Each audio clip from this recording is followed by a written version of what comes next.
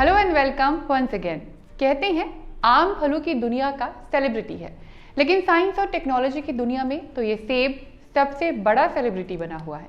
पर ये हुआ कैसे कि खाने की टेबल से उठकर ये सेब साइंस और टेक्नोलॉजी की दुनिया में पहुंच गया? और इस सेब की यहाँ इतनी अहमियत क्यों है? वो इसलिए क्योंकि इसके साथ कई मिथ जुड़े हुए हैं, यानी ऐसी बातें हैं जो सच नहीं है बल्कि सिर्फ कहानियां हैं। जैसे कि हम सब ने ये कहानी सुनी है, पेड़ से सेब गिरा, न्यूटन के सर पर लगा और उसी पेड़ के नीचे बैठे बैठे न्यूटन ने ग्रेविटी की थ्योरी इन्वेंट कर दी। अब न्यूटन और सेब की कहानी तो दुनिया भर में यही घूमी है, हम सब ने कुछ ऐसा ही पढ़ा है। लेकिन सच ये है कि सेब न्यूटन के सर पर गिरा ही नहीं था। तो फिर हुआ क्या, इस बारे में आगे बात करेंगे।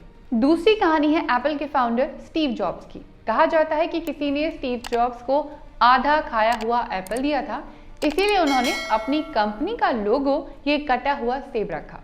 लेकिन ये भी सिर्फ कहानी है, यानी मिथ है, सच कुछ और है। पहले बात करते हैं आइजैक न्यूटन और सेब की कहानी आखिर है क्या।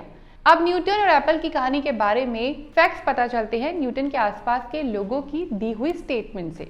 जैसे न्यूटन के दोस्त विलियम स्टिकले ने अपनी book memory of sir Isaac Newton life में इस किस्से के बारे में बात की है। कहा जाता है कि न्यूटन बचपन से ही क्यूरियस थे और हमेशा सवाल पूछते रहते। उनकी इसी क्यूरियोसिटी ने ग्रेविटी की थ्योरी दी और उन्हें महान साइंटिस्ट भी बनाया। अब सेब गिरने की कहानी शुरू होती है 1666 से। दरअसल इस साल प्लेग की वजह से कैम्ब्रिज यूनिवर्सिटी बंद थी, इसलिए न्यूटन को अपने घर लिंकशॉ वापस जाना पड़ा। अब इस दौरान जो उन्होंने वक्त बिताया वो न्यूटन की लाइफ का एनस मिराबिल्स कहा जाता है, यानी चमत्कारी साल, क्योंकि इस दौरान न्यूटन ने ऑप्टिक्स, मोशन, कैलकुलस और यूनिवर्सल ग्रेविटेशनल थ्योरी दी, जिसे बाद में एल्बर्ट आइंस्टाइन ने अपडेट किया। आइंस्टाइन ने थ्योरी ऑफ रिलेटिविटी देकर न सिर्फ सभी को चौंका दिया बल्कि यूनिवर्स के लिए हमारी समझ को हमेशा के लिए बदल दिया। वैसे आइजैक न्यूटन की लाइफ पर हमने डिटेल में ये एपिसोड बनाया है, आप इसे देख सकते हैं। खैर, स्टकले लिखते हैं कि एक दिन डिनर के बाद वो और न्यूटन बगीचे में चले गए। मौसम गर्म था तो उन्होंने पेड़ के नीचे बैठकर चाय पी। उसी दौरान हुई बातचीत में न्यूटन ने उन्हें बताया कि वो ठीक ऐसे ही पहले भी एक दिन पेड़ के नीचे बैठे थे जब ग्रेविटेशन का थॉट उनके दिमाग में आया। स्टकले कहते हैं कि न्यूटन पहले से ही इस सवाल के बारे में सोच रहे थे कि कोई भी चीज हमेशा नीचे जमीन पर क्यों गिरती है, वो आसमान की तरफ क्यों नहीं जाती। उस दिन भी न्यूटन इसी तरह के ख्याल में थे कि अचानक एक सेब पेड़ से नीचे गिरा। अब इस सेब को देखकर उन्होंने खुद से सवाल पूछा कि ये सेब नीचे क्यों गिरा? ये तो साइड में भी जा सकता था, लेकिन सीधा ही क्यों गिरा? सेब ऊपर की तरफ क्यों नहीं गया? उन्होंने सोचा कि क्या अर्थ इस एप्पल को अपनी तरफ खींच रही है? अगर ऐसा है तो फिर हर मैटर में खींचने वाली एक पावर होगी, तो फिर एप्पल भी अर्थ को अपनी तरफ खींचता होगा। अब सेब से जुड़ी कहानी को लेकर कुछ इसी तरह की बात नजर आई न्यूटन के असिस्टेंट जॉन कोइनडॉयट के लिखे कुछ पेपर्स में।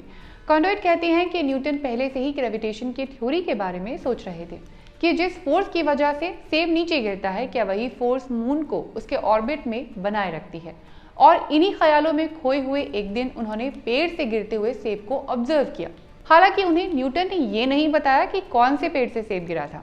अब इन बातों से ये तो जाहिर होता है कि न्यूटन के सर पर सेब नहीं गिरा था और ना ही उन्होंने पेड़ के नीचे बैठे बैठे ग्रेविटेशन की थ्योरी दी थी। इस इंसिडेंट के बाद ग्रेविटेशनल थ्योरी देने में न्यूटन को 20 साल लगे थे। न्यूटन ने पहली बार ग्रेविटेशनल थ्योरी के बारे में दुनिया को बताया था अपनी book philosophy naturalis Principia Mathematica में, जो पब्लिश हुई थी 5 जुलाई 1687 को, और सेब गिरा था 1666 में।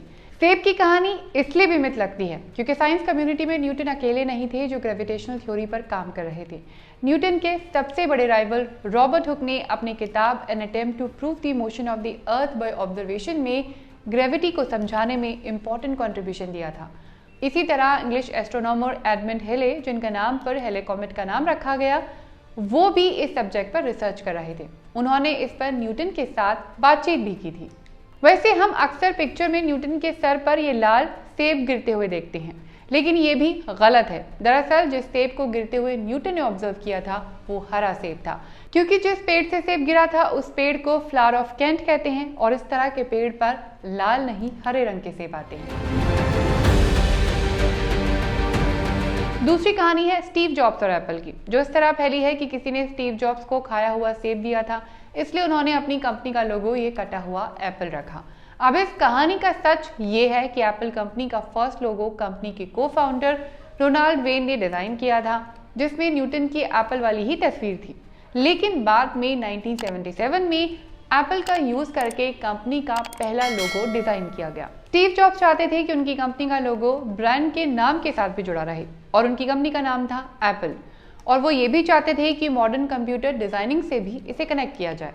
अब लोगो डिजाइन करने वाले रॉब जनॉफ का कहना है कि स्टीव जॉब्स की इस डिमांड को पूरा करने के लिए उन्होंने सेब को ही लोगो डिजाइन करने के लिए चुना, लेकिन उनका कहना था कि उन्होंने कटा हुआ एप्पल इसलिए यूज किया ताकि किसी तरह की कोई कंफ्यूजन ना हो।